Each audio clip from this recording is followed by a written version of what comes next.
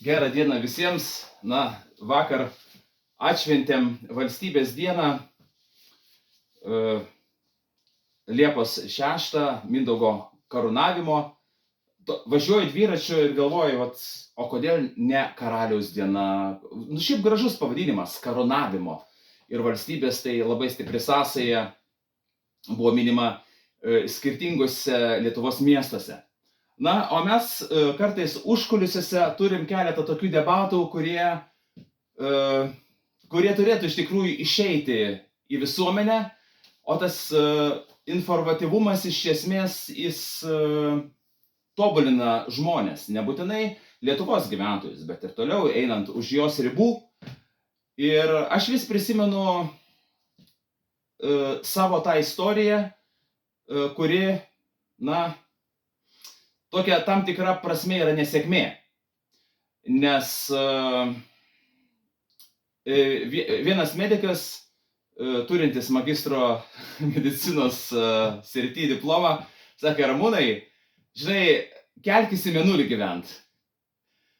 Tai aš, pavyzdžiui, jeigu savo moksliniai srity kalbėčiau tokias nesąmonės, tokius absurdus, tarkim, gimnazijoje dirbdamas ar aukštesnioje mokykloje, konservatorijai, siūčiau, tarkim, žmogui, kuris negirdi, užuot lavinęs klausą, įvairios metodikos randasi tam, pasiūsčiau įsiplauti ausį, tarkim, į gretimai esantį kažkokį vandens šaltinį, upę ar ežerą, ne?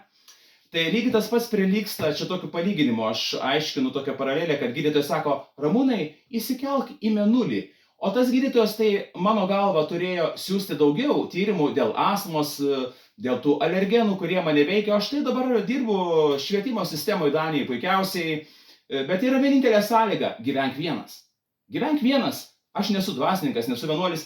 Ir pavyzdžiui, žmogus argumentuoja, kreipkis į Sveikatos apsaugos ministeriją.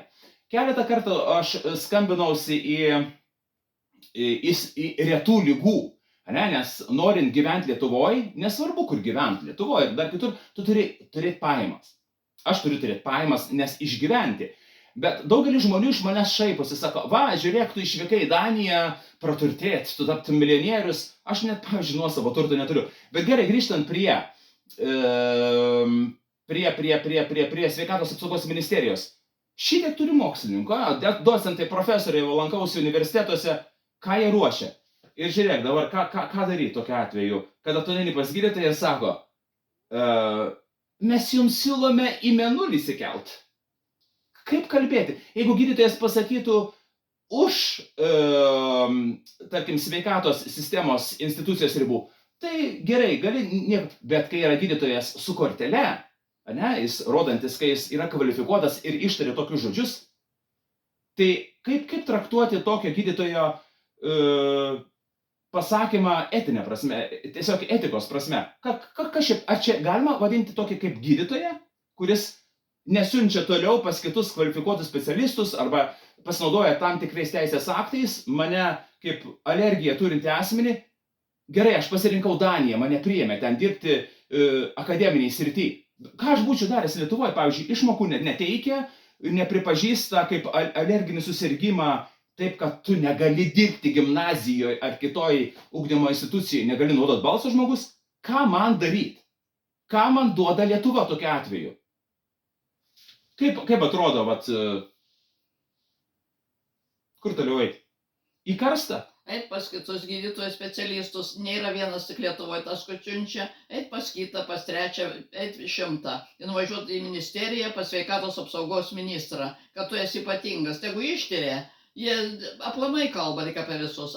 Kad yra ypatingų tokių, jie nesuka galvos. Bus tokių, numirs šitas, bus kitas jo vietoj. Jie nieko nežiūri. Arba, pavyzdžiui, seniem žmonėm, kai nueini pas gydytoją, taigi senas žmogus, jau 80 metų greitai, taigi atsiranda visokių priežasčių. Tai galima neit pačiai gydytis. Žinau, kad spaudimas, gerk vaistus nuo spaudimo, viskas, žmogus nurašytas skaitosi. Nepriimkit tokių žmonių.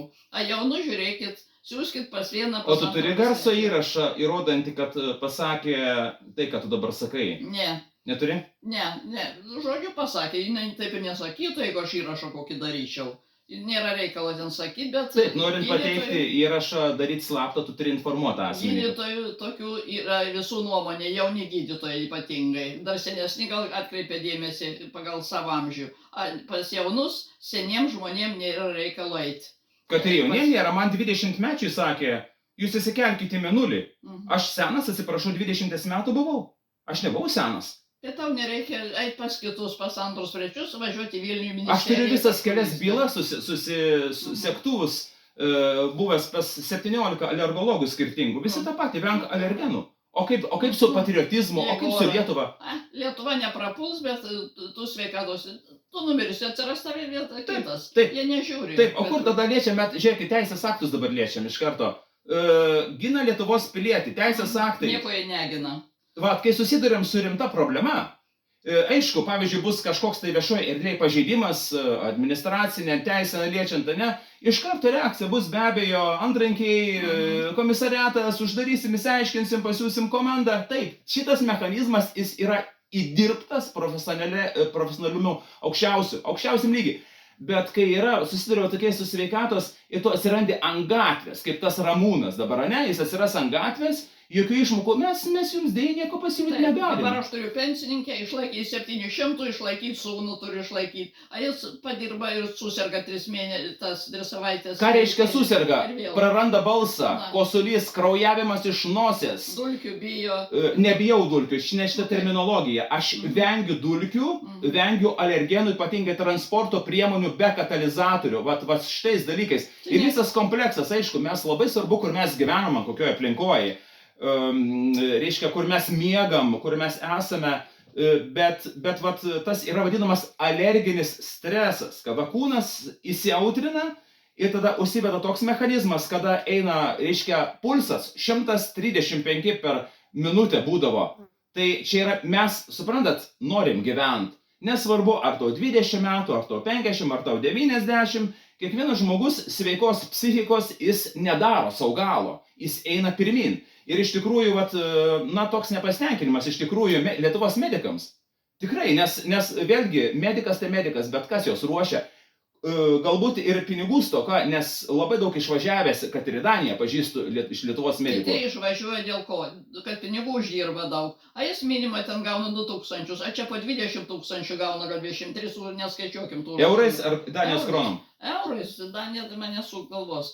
O jis dėl pinigų išvažiavo. Nieksgi netikė, kad jis dėl alergijos. Yra vaistai. O jeigu vaistai neveikia. O kai neveikia, o pavyzdžiui, šalutiniai poveikiai, atsiranda kraujavimas iš nosies. Vat vedu renginį, kad ir elementariai vedu pamoką gimnazijoje. Ir prasideda kažkoks šitas. Tai kiek mums reikia fiksuoti tokių priepuolių, kad galėčiau gauti Lietuvos Respublikos skiriamą rentą ar ne, arba į paramą išmoką.